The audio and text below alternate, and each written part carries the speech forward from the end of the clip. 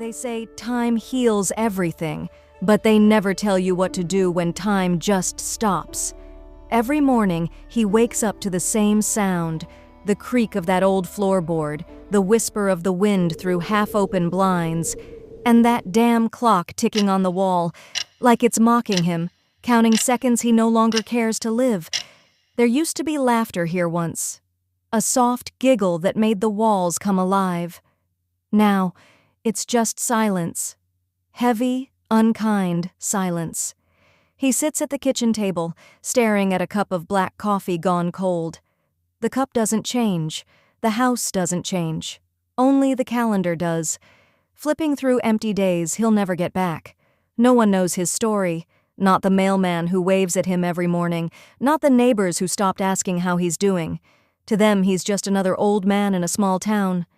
But behind that quiet stare is a storm that never settled, a promise he couldn't keep, and a loss that turned his heart to stone.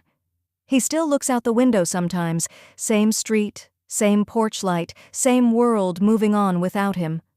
But today, something feels different, because somewhere deep down, after all these years, he swears he saw him, that same walk, that same look, his boy. Or maybe it's just another cruel trick of an old man's memory. But if it was him, then maybe, just maybe, this morning isn't like the others after all. Memory is a strange thing. It hides when you need it and haunts you when you don't.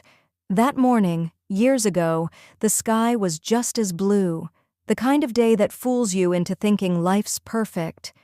He remembered the smell of fresh grass, the sound of his boy's laughter echoing through the yard. His wife stood by the porch, camera in hand, capturing little moments that would one day become everything. Back then, he had no idea that time was already running out.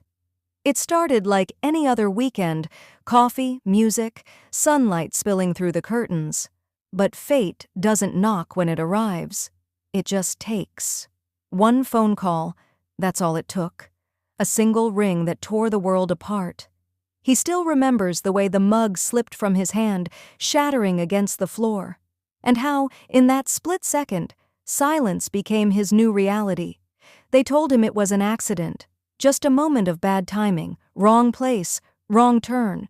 But the word accident never made sense to him, because when you lose your everything, nothing feels accidental. He buried his smile that day.